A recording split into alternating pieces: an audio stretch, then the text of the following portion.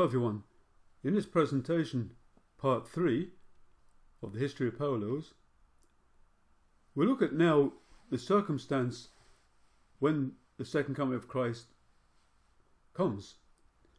We see in Matthew 24:14, Jesus said at that time, when the gospel is preached to all the kingdoms of the earth, then the end will come. So many great predictions about glory at that time. But then Jesus put a very stark warning in Luke 18:8. He said, when the Son of Man comes, will he find faith on earth? That's a very serious question. Why would he ask such a question? Well, when we look back at the time of when Jesus came, there was great faith. There was great faith in Israel. People were waiting for the coming of Messiah. People had tremendous faith. But from the point of view and belief in Jesus as the Messiah, there was very little faith. Well, no one believed until a few disciples started to believe. But why was that? This is a very important question. What did the people believe at the time of Jesus? Well, there's various prophecies that the Jewish people would have read about the coming of Messiah. For example, in Daniel 7:13, it reads that he will come with the clouds of heaven. But there are other prophecies, like Micah 5:2-4, that says he'll be born on earth as a man. And therefore, that was the time of Jesus. So likewise today, people's thinking today is very similar to those at the time of Jesus. There are prophecies like Matthew 24:30 that says he'll come in the clouds of heaven in great glory. But there's other prophecies like Revelations 12:5 that says he will be born on earth as a male child. So how can we decide which is literally true and which is symbolically true? Well, it will help if we could find someone alive at the time of Jesus to tell us what the people believed and why. And we have one person, the Apostle John. And he reads in 2 John verse 7, for many deceivers have gone out into the world, those who do not confess the coming of Jesus Christ in the flesh. Such a one is the deceiver and the Antichrist. So we can see from this, people did not believe in Jesus because he came in the flesh. They didn't expect a man. They expected something supernatural. Well, many of them did at least. So a great portion of the Jewish people believed in a literal coming on the clouds. So therefore,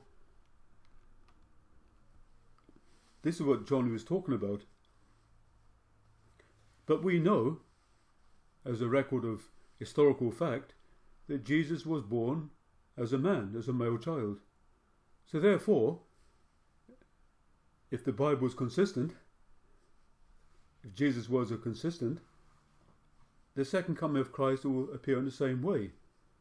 Not on the clouds, literally, but he will be born on earth as a male child, as Revelations 12:5 states. So the meaning of the clouds and so on, this will be dealt with in a further lecture on the second coming of Christ. But for now, at least, we can see clearly that if the Bible is consistent, the second coming of Christ will take place by birth on earth as a male child. So what would have been the plan if Jesus was accepted on earth at that time? If you were God and you wanted to save the whole world, where would you start? You might think you choose a big nation and then just reach out to the world that way. Well, that's a logical way of doing it. But actually, God's way is very different.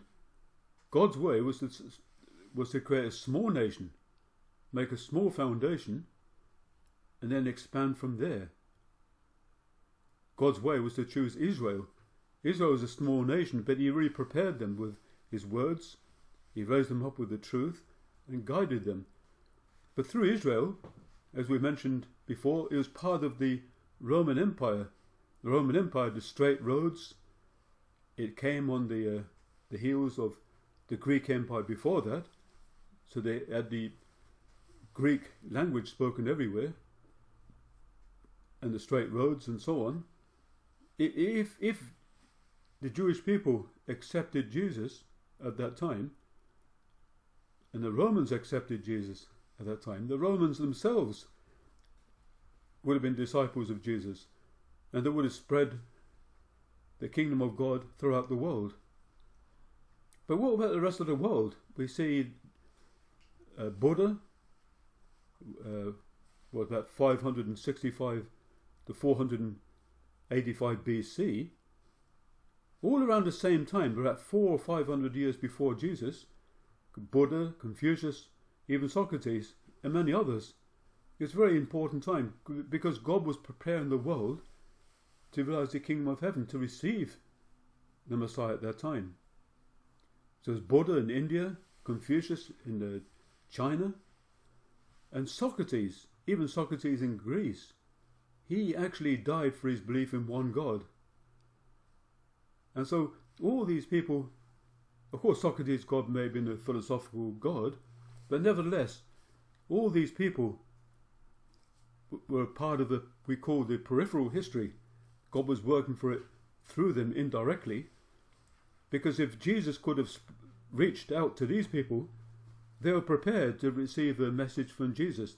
Their Buddhism and Confucianism and Greek philosophy enabled people to think clearly, and they would have appreciated Jesus' words and would have received Jesus, and then the kingdom of heaven on earth could have literally have happened at that time. But sadly, Jewish people rejected Jesus. He was killed on the cross, and Jesus never left Israel in his lifetime. And so today, how would God work at the second coming?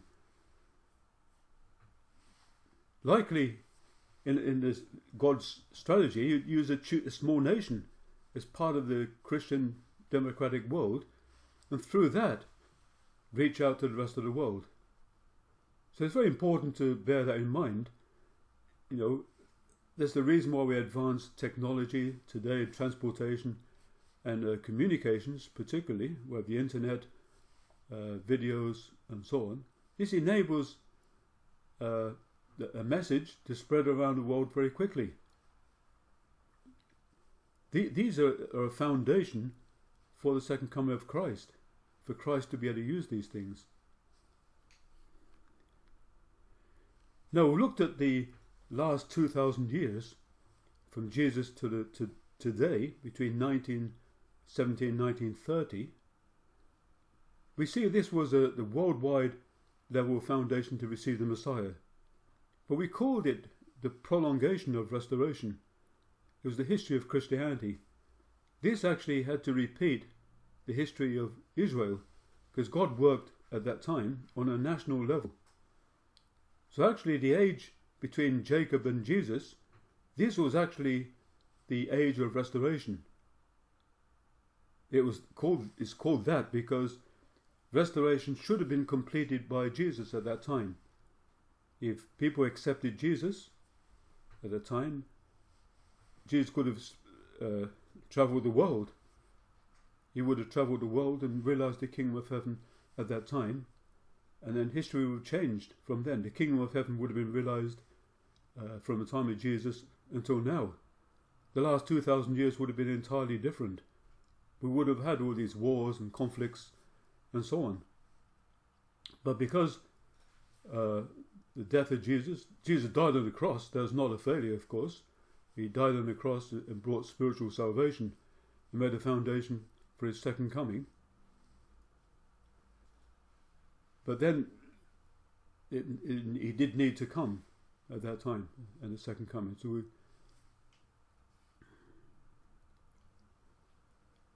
And so, but this originally, God worked on a family level, and it follows a very similar pattern.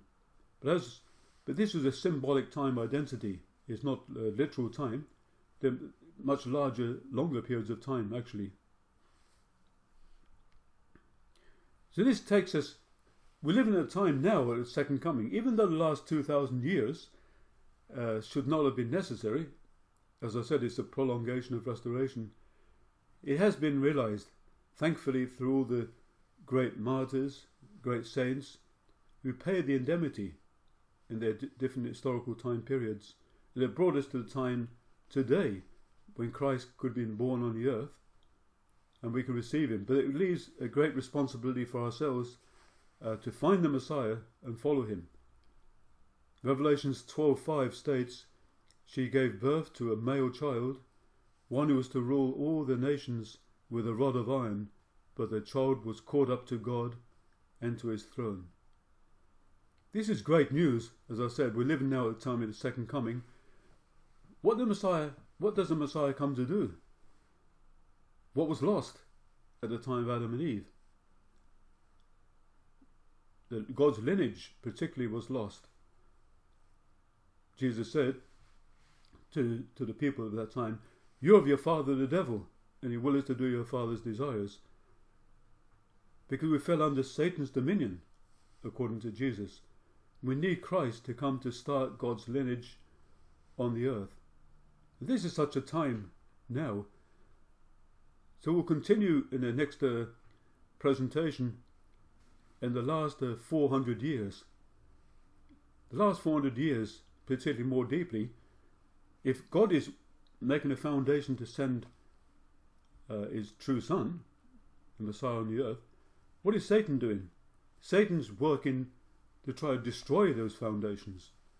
So the last 2,000 years basically has been a war of ideas. And it's a war between God and Satan. And the battlefield where it's been fought is in the minds of people. It's been a war of ideas. So we'll look at this in the next presentation. So thank you very much.